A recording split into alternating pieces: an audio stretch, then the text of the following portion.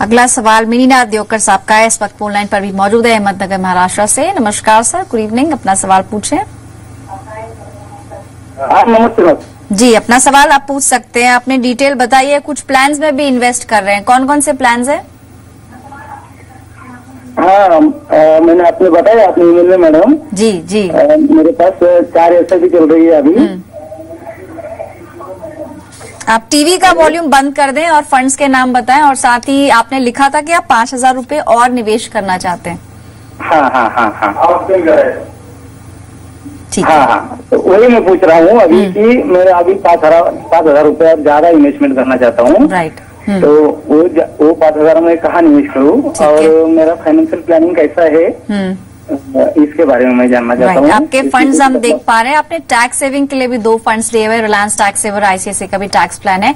इसके अलावा आपने रिलायंस इक्विटी अपॉर्चुनिटी, बिरला सन लाइफ का रिलीफ 96, एक्सिस मिड कैप, यानी ऑलमोस्ट अलग अलग कैटेगरीज में आपने लिया हुआ एक्सपोजर। आप बने रहे फोन लाइन पर। हर्ष, अगर आप इनके करंट पोर्टफोलियो को देखेंगे तो 5,000 रुपए ऑलरेडी निवेश कर रहे हैं और 5,000 एडिशनल करना चाहते हैं।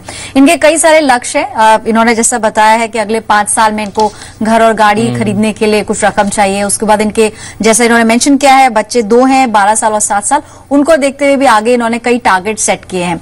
आपसे जानना चाहेंगे जो अलग अलग टारगेट्स हैं इनके 1 to 5, ही मेंशन 5 टारगेट्स जो आने वाले समय में कुछ शॉर्ट टर्म है, कुछ मीडियम और लॉन्ग टर्म के लिए। आई थिंक करंट जो इनका एलोकेशन है थोड़ा कम पड़ेगा, आपकी क्या राय इस पे?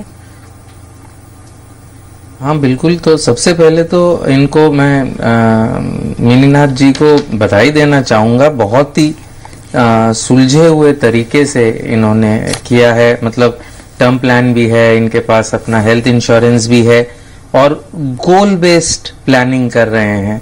तो अब शायद ये जो 3rd स्टेप पे आए हैं, होना पहले चाहिए था, कोई बात नहीं, एटलीस्ट वो गोल बेस्ड कर रहे हैं।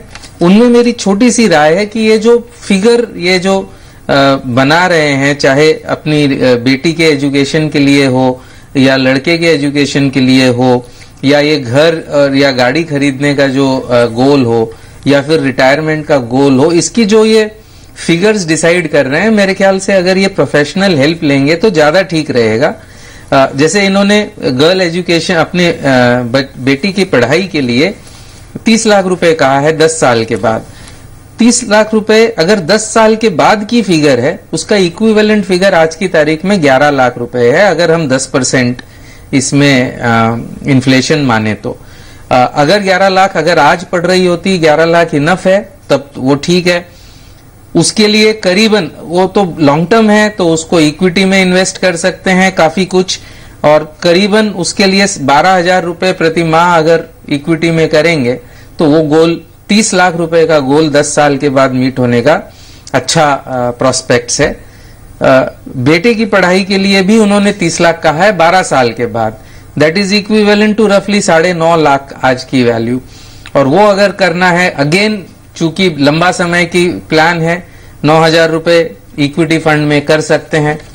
और इन्होंने जो कार और होम लोन कहा है ये 5 साल के बाद है, और ये इन्होंने फिगर 20 लाख की बताई है। तो अगर 20 लाख की फिगर को हम 8% की इन्फ्लेशन से करें तो आज के 13.5 लाख होते हैं, यानी आज की 13.5 8% से बढ़कर 20 लाख 5 साल में हो जाएंगे। और वो अगर उनको जमा करने हैं तो वहां पे चूंकि 5 ही साल में है, तो मेरे ख्याल से बैलेंस्ड फंड में इन्वेस्ट करना चाहिए इनको, तो फिर रिटर्न थोड़ा कम मिलेगा। तो उसमें करीबन 25,000 रुपए इनको पर मंथ जो है इन्वेस्ट करने होंगे। अब सवाल ये उठता है कि सारे अगर ये चारों गोल्स को मिला दें हम, और रिटायरमेंट का गोल भी अगर मिला दें, जो 3 करोड़ की फिगर इन्होंने दी है, that is worth only 44 lakhs in today's terms, अगर 8% का इन्फ्लेशन पकड़े, और उसको करने के लिए 14,000 रुपए इनको डालने होंगे। अगर सारे की सारे हम करें तो इनकी इनकम से ज्यादा हो जाएगा।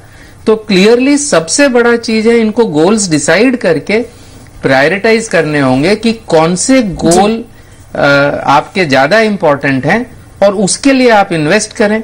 फ्यूचर में जब इनकम बढ़ेगी तब दूसरे गोल्स के लिए भी आप इन्वेस्ट जहां तक करना इनके शुरू कर लक्ष्य का सकते हैं। सवाल है, कई सारे लक्ष्य इन्होंने मेंशन किए थे, लेकिन क्योंकि लिमिटेड सोर्स ऑफ इनकम होगा, ऐसे में थोड़े लक्ष्य शायद रिवाइज करने की जरूरत है। आप नोट भी कर सकते हैं फंड्स जो हर्ष ने आपको रेकमेंड किए हैं। आईसीआईसीआई फोकस का ब्लू चिप फंड है, यूटीआई अपॉर्चुनिटीज एक और फंड है 22% तक का रिटर्न, और आईडीएफसी प्राइमरी इक्विटी में भी आप निवेश करने की सोच सकते हैं। मौजूदा जो आपके फंड्स हैं उसमें आप कंटिन्यू कर सकते हैं। फिलहाल इतने ही सवाल हम शामिल कर पाएंगे। हर्ष, आपका बहुत बहुत शुक्रिया कीमती समय जी बिजनेस को देने के लिए।